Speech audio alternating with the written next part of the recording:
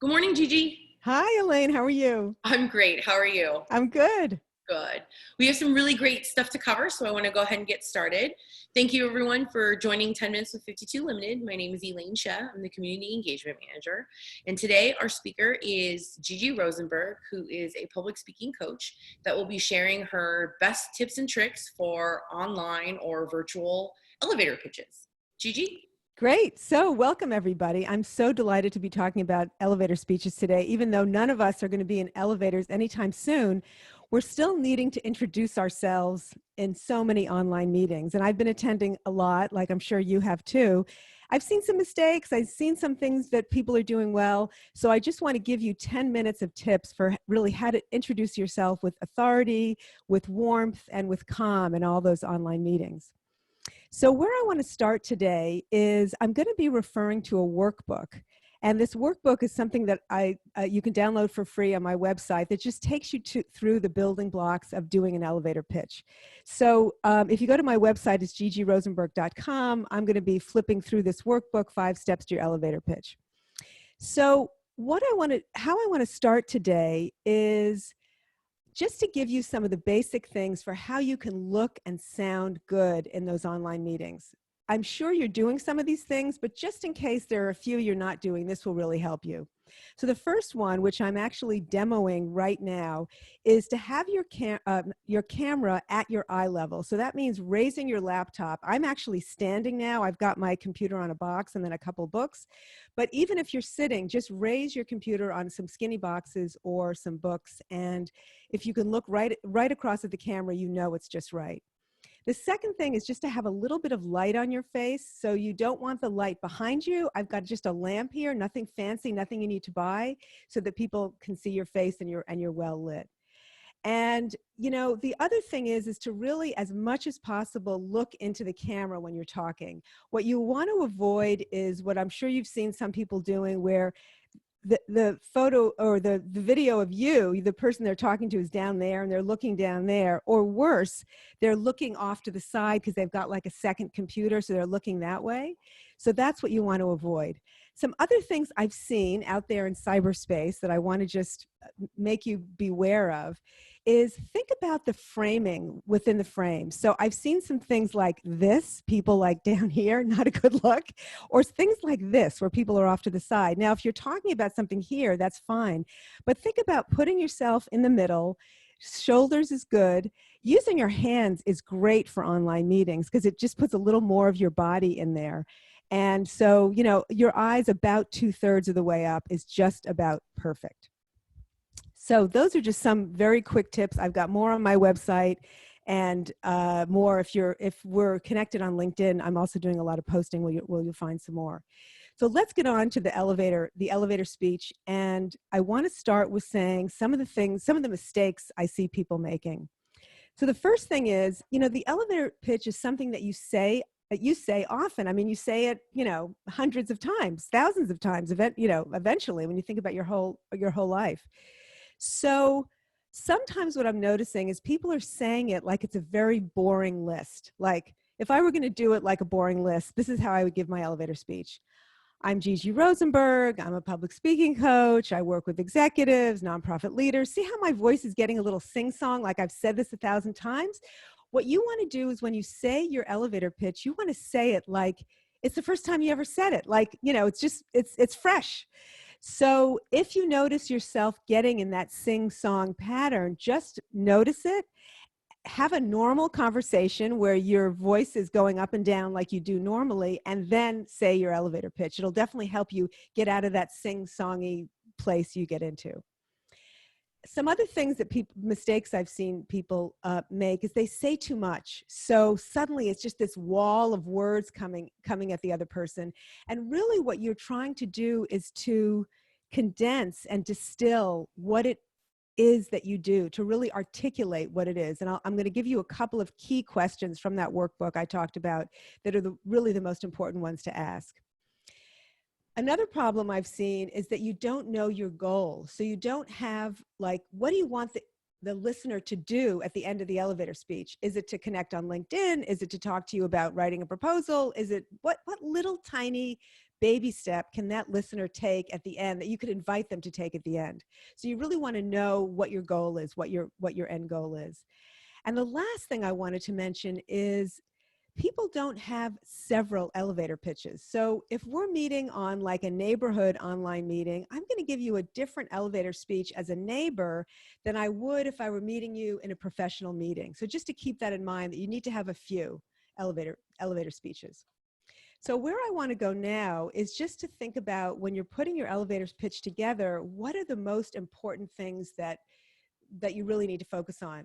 So I'm just flipping through this little workbook, 5 Steps to Your Elevator Pitch, elevator speech actually, which you can download on my website, which is gigirosenberg.com. And there are many things to fill in on it, but one of the ones I want to focus on right now is how important it is to really know who your audience is for whatever you offer the world. Because some people think, oh, it's everybody. What I offer the world is for everybody, but unlikely, very unlikely. So an example of an elevator speech where the person is so clear on who their people are is a novelist friend of mine whose elevator pitch is, I write mysteries for baby boomer women. Wow, that is clear. You know, am I in that audience or am I not? So super clear. So another question among the many that you'll need to fill in is, what are the results that your client gains after using your service or your product? What do they do? So for me, after somebody has a coaching session with me, they have a sense of calm. So calm, I will often include that in my elevator pitches. That's a result. Another way to look at this is, what's the problem that you solve? What's the solution that you offer to some annoyance, irritation, pain somebody has? So another way to look at that is, a lot of people who come see me is they need clarity. So that's a solution I offer, is clarity for something that before was very jumbled. So those are just some examples. Let me just see if there's any other thing in here I want to mention. No, those are the definite, the ones I wanted to mention. So before we end today, and Elaine, you're going to have to keep time for me, is I wanted to give you some examples of really good elevator pitches. So here's one from Kim Rosenberg, no relation to me. I guess Rosenbergs just have great elevator speeches. They're just born that way. Haha. So Kim Rosenberg says, I'm Kim Rosenberg, and I help savvy baby boomers and their families talk about money. Wow, you immediately know, am I in that group or not? And I love the way she compliments her audience too. Well, I want to be a savvy baby boomer, A business coach, Elise Bennon, says, I teach creative professionals how to find better clients with bigger budgets. Wow, that's like a bat signal. Am I in that group or not? If you are a creative professional who's seeking better clients with bigger budgets, you know you're interested in hearing the rest of that elevator pitch and maybe reaching out. Another colleague of mine who's a writer has this beautiful elevator speech. Hi, I'm Donna Matrazo. My business is The Writing Works, and I'm a science and history writer. My specialty is compelling stories on complex topics, taking highly technical, obtuse, or vast amounts of material and translating that into pieces that are not only understandable to lay people, but also entertaining and inspiring. I mean, that is such a great example of combining all the things I'm talking about so that it's so clear who her audience is and what the pain is that she takes away with her service. So I hope that's all been helpful to you. Again, if you want to download the workbook, you can go to my website and fill in the workbook. And if you want to find the workbook, and actually a lot more examples, it's in the little announcement bar on page 1. So Elaine, tell me if we have more time or if that about wraps us up for today. I think we're really close. Are there any other tips or tricks that you would like to share? I definitely think that everyone should download the workbook. It's extremely helpful. I know that in the past you've talked about that Frankenstein speech, you know, it being kind of long and clunky. And then as you work on it and refine it, it gets to be more concise and to be more specific. I think that's great advice for people who are just working on their elevator speech, and just know that it's not going to be perfect at first, but that as you speak to it, as you practice it, it gets better and better. And I really like to remind everyone that one elevator speech will not fit all. So it's definitely really important to consider that you have multiple elevator speeches depending on the people that you're with, the call to action that you're hoping for. And I also think that, you know, as we are in this virtual world, just remembering, you know, where you're at, where your laptop is at in relation to your, you know, line of sight, is extremely important. We've all been very frustrated with, you know, looking up people's noses, or having, you know, very specific glares in the back due to light and things like that. So those are really, really helpful. Thank you, Gigi. Yeah, you're welcome. So I'll just, you know, end with a couple. When Elaine was talking about the Frankenstein speech, that, just so you know what that means, that's basically the clunky, you can see the stitches on it, very unbeautiful speech you're going to write after first getting all the information about you down on paper. And it's fine that it's bad, because, you know, that's just, you can't work on something unless you first have the bad version of it, and then you can refine it from there. And that, the workbook I talked about will take you through that. In terms of a couple of other tips to offer you, looking good and sounding good on camera, a couple more that I'll offer you is, I've been discouraging people from using those very cool and sometimes funny virtual backgrounds. What I'm learning is it's very tiring for our brains to see those virtual backgrounds, and somehow it's easier on the brain when we see people in a real setting, as this is not a virtual background, this is really my home office. So sometimes you have to use it, you know, so if you have to use it, you have to use it. I would keep it very simple, and that's fine. Or I've actually seen people sitting in front of, they've gotten some little screens. They've actually ordered them if they couldn't get to the store. So they just have a, you know, like a folding screen behind them, and that works well too. So, and one other thing, you know, there's some people who just don't like being on camera. And I just wanted to say that, you know, you can also stand back in a meeting. So you don't have to feel like your face is so big in the screen, just stand back a little bit. And that way it just might make you feel more comfortable leaving your camera on.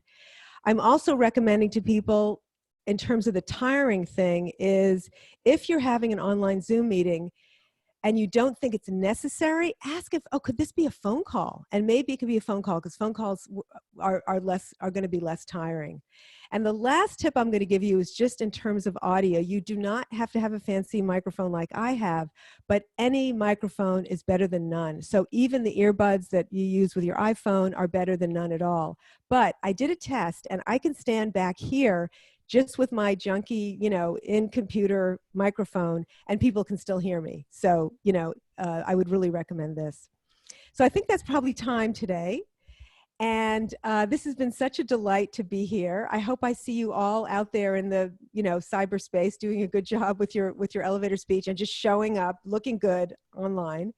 Please connect with me on LinkedIn at Gigi Rosenberg, and I'll give it to you, Elaine. And thank you so much for having me today. Absolutely. Thank you so much, Gigi. And now that everyone is sheltering in place and at home and Zoom is free, great opportunity to sign up for an account and practice. You can record them, you can Zoom with your friends and do pitches. And really, as we come out of this, everyone should have a very concise and eloquent and beautiful elevator speech if we follow all of Gigi's tips and tricks. So thank you so much for being with us and spending 10 minutes with 52 Limited. Bye-bye.